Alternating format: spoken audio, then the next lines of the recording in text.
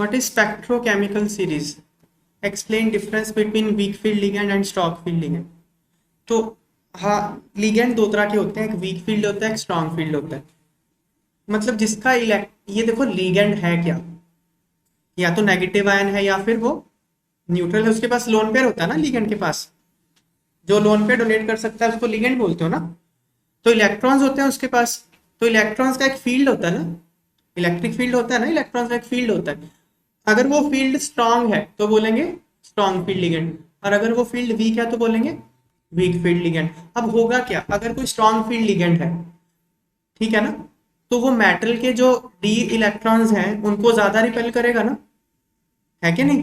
Metal के D electron को ज्यादा रिपेल नहीं करेगा अगर स्ट्रांग फील्ड है तो उन मेटल के इलेक्ट्रॉन को रिपल्शन ज्यादा होगी तो उनकी स्प्लिटिंग ज्यादा हो जाएगी ना। जो दो सेट ऑफ स्प्लिट हुए, एक ईजी में एक टी2जे में, वो स्प्लिटिंग क्यों हुई? रिपल्शन की वजह से।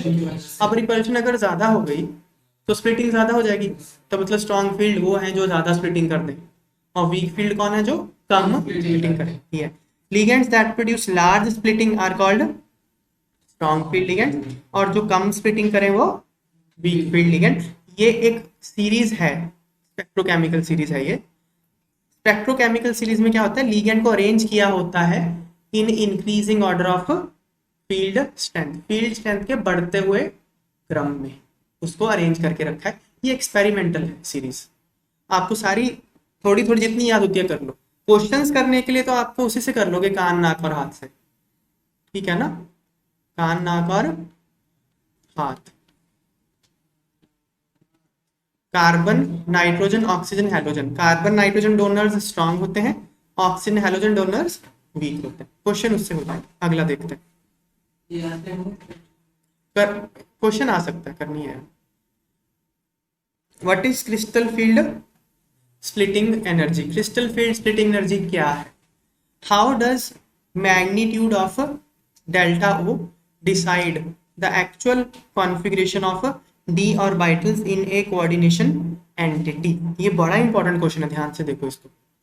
पहले वो क्या पूछ रहा है कि क्रिस्टल फील्ड स्प्लिटिंग क्या होती है, दूसरा पूछ रहा है डेल्टा ओ का मैग्नीट्यूड, ठीक है ना। मैग्नीट्यूड मतलब स्प्लिटिंग कितनी हुई, बहुत ज्यादा स्प्लिटिंग हुई या कम स्प्लिटिंग हुई, उस पर पता क्या डिपेंड करेगा, क्या डिपेंड करेगा?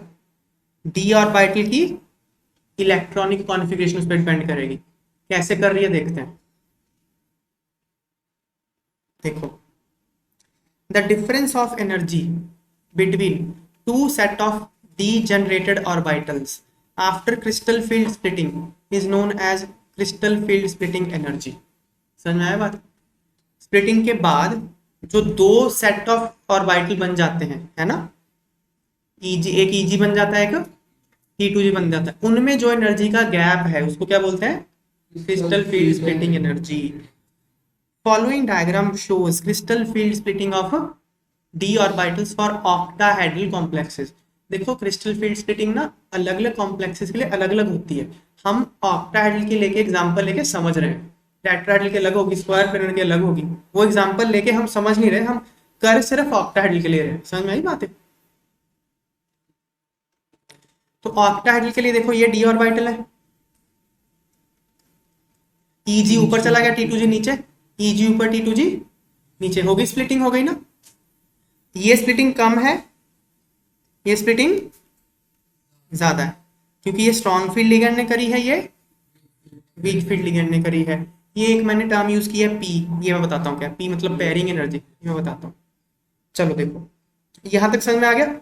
वीक फील्ड लिगेंड ने कम स्प्लिटिंग करी, स्ट्रॉन्ग फील्ड लिगेंड ने ज्यादा स्प्लिटिंग करी। Following table shows how magnitude of delta O decides the actual configuration of D orbitals in a coordination entity. ये देखो, ये हो सकता समझ ना आए, मैं समझाता हूँ। ये है, देखो क्या है,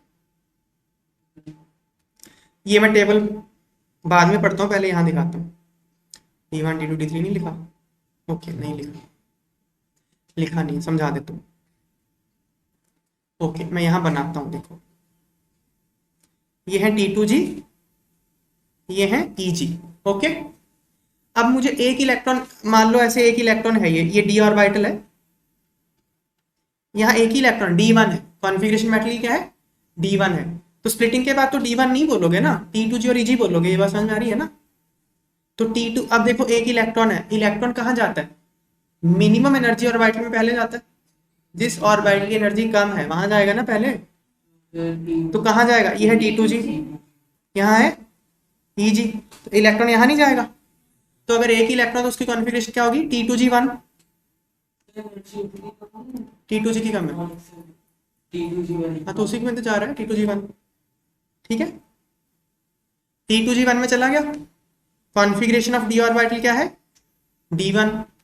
तो अगर वीक फील्ड होगा तो कॉन्फ़िगरेशन T2G1 होगी, EG0। चाहे स्ट्रॉन्ग हो तब भी T2G1 EG0 होगी, उससे कोई फर्क नहीं पड़ने वाला ना भाई, यहाँ ही जाएगा ना इलेक्ट्रॉन।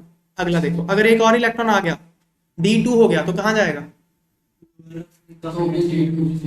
यहाँ जाएगा ना T2G में। पहले पेयरिंग होगी या पहले एक एक भरेंगे सब में, पहले सब में एक एक भरेंगे, T2G में एक और चला जाएगा। अगर 3 हो गया तो T2G में, तो 3 तक तो बिल्कुल आसान चीज है। यहाँ टेबल देख लेते हैं, अगर 2 है तो T2G2 EG0, T2G2 EG0, 3 है तो T2G3 EG0, 3 है तो T2G3 EG0। इन तीनों में कोई फर्क ही नहीं पड़ा, चाहे वीक फील्ड होता चाहे, ये कॉन्फ़िगरेशन सेम रहने वाली। अब चक्कर आएगा आगे, देखो चौथे के लिए देखो, पहले 3 क्लियर हो गए, 3 का देखते हैं।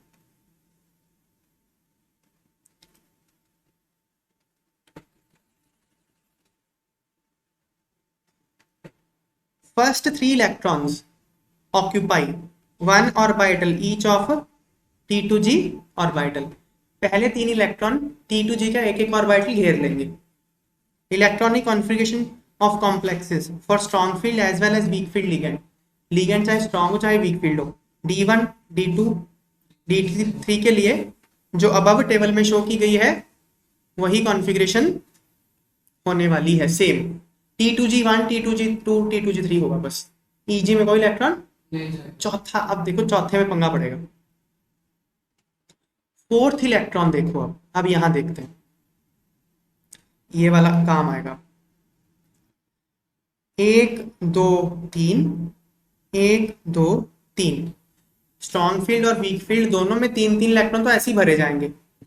अब चौथा इलेक्ट्रॉन जब आएगा, चौथे इलेक्ट्रॉन को 2 दिक्कतें आएंगी। चौथा इलेक्ट्रॉन यहाँ खड़ा है, ये यहाँ खड़ा है, और चौथा इलेक्ट्रॉन वीक फील्ड में यहाँ खड़ा है, स्ट्रॉन्ग में भी यहाँ खड़ा है।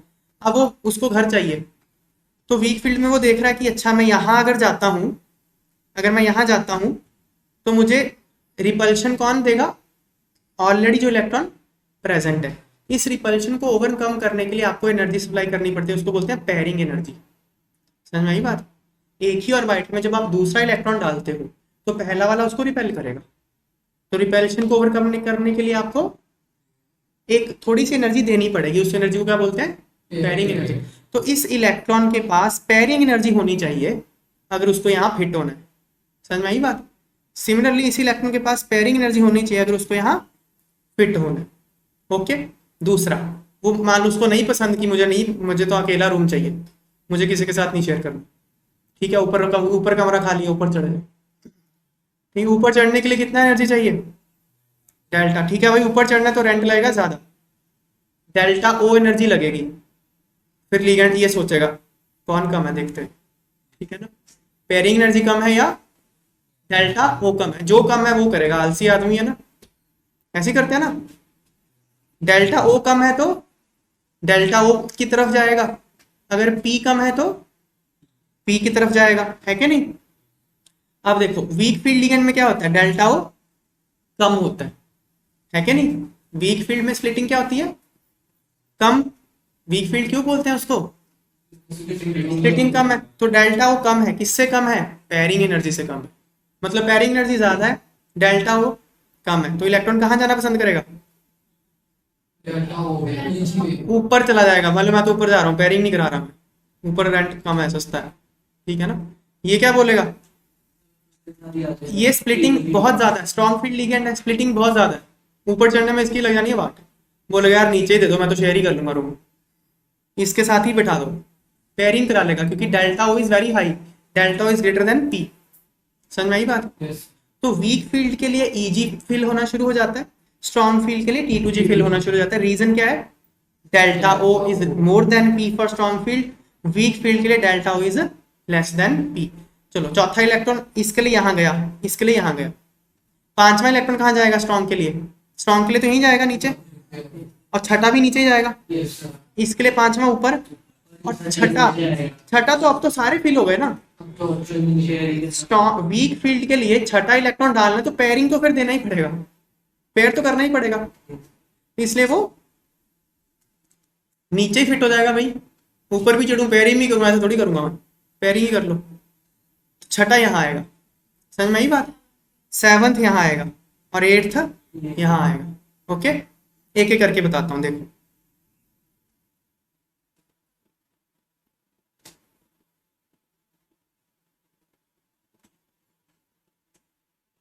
D4 के लिए देखो T2G3 EG1, D5 के लिए T2G3 EG2, और इसका देखो D4 के लिए T2G4, यहाँ पे T2G5। छठे इलेक्ट्रॉन के लिए T2G में फिर से आ जाएगा, है ना? वीक फील्ड फिर से T2G में आ जाएगा ना, और यहाँ पे T2G6 फुल हो गया। सेवंथ इलेक्ट्रॉन फिर T2G5 में जाएगा, और यहाँ फिर जाना ही पड़ेगा ना। देखो 6 इलेक्ट्रॉन तक तो हो गए, इसमें 6 इलेक्ट्रॉन तो यहाँ चले गए। सेवंथ इलेक्ट्रॉन ईजी में जाएगा, एट्थ इलेक्ट्रॉन फिर ईजी में जाएगा, नाइन्थ फिर यहाँ, टेंथ फिर यहाँ। ऑर्डर समझ में आ गया ना?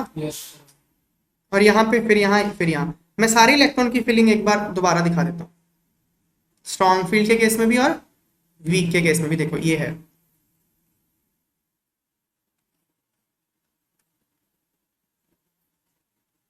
देखो first, second, third, fourth, fifth, sixth, seventh, eighth, ninth, tenth. Okay, first, second, third, fourth, fifth, sixth, seventh, eighth, ninth, tenth. इस तरह से फिलिंग का ऑर्डर है। सिंपल बात है, यही ऑर्डर मैंने यहां सारा टेबल में दिखाया हुआ है। क्लियर है भाई? ठीक है, ओके।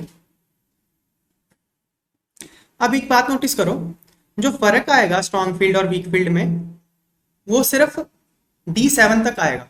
देखो D8 लिख के दिखाओ, स्ट्रॉन्ग वीक फील्ड की D8 लिखो, ये बनेगी ना। देखो वीक फील्ड 1 2 3 4 5, देखते हैं एक बार मैं करके देखता हूँ।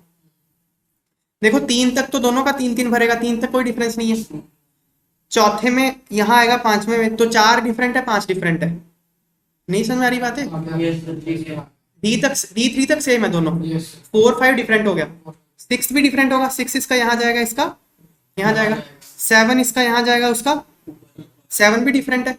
8 देखो, 8 इसका यहाँ, उसका ओए ऊपर मैंने 3 बना दिया, सॉरी 2 ही है, कोई नहीं। ऊपर फिर 8 देखो, 8 नीचे वीक फील्ड का मैंने 8 बना दिया ना, वीक फील्ड का 8 है, इसका 8 तो सेम हो गया। हालांकि ऑर्डर सेम नहीं आया, लेकिन कॉन्फिगरेशन तो सेम आ गई ना।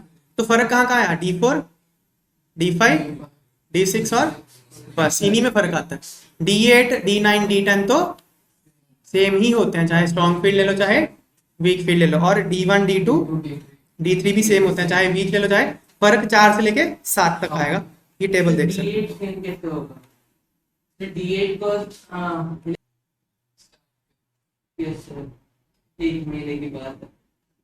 नेक्स्ट देखो,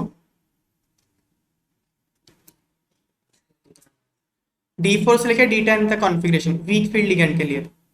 वीक फील्ड लिगेंड के लिए स्प्लिटिंग एनर्जी कम होती है पेयरिंग एनर्जी से, इसलिए चौथा और पांचवा इलेक्ट्रॉन प्रेफर करता है कि वो डेल्टा ओ का बैरियर ही ओवरकम कर ले और ईजी में चला जाए, रादर देन कि वो पेयरिंग करे T2G में रहने के लिए। ठीक है ना? इसलिए D4 और D5 कॉन्फ़िगरेशन के लिए जो कॉन्फ़िगरेशन है वो है T2G EG1, T2G EG2 respectively. Now when all the orbitals are singly occupied, जो 5 इलेक्ट्रॉन आपने वीक फील्ड वाले में भर दिए, तो हर इलेक्ट्रॉन एक एक भर जाएगा ना। ये EG भी भर गया एक एक, और T2G भी एक एक भर गया। सिक्स्थ, सेवन्थ और एट्थ इलेक्ट्रॉन को पहले पेयर होते हैं कहाँ पे, लो एनर्जी T2G में, यहाँ पेयरिंग होगी, यहाँ और यहाँ, इसलिए D6 D7 D8 की कॉन्फ़िगरेशन क्या है, T2G4 EG2, T2G5 EG2, T2G6 EG2। Now जब सारे T2G भर गए तो नाइन्थ और 10th इलेक्ट्रॉन कहाँ जाएंगे, EG में जाएंगे, इसलिए D9 और D10 के लिए ये दोनों कॉन्फ़िगरेशंस होंगी। ठीक है, ऑर्डर भी बताया हुआ कैसे कैसे फिल हो रहा है। अगला देखो,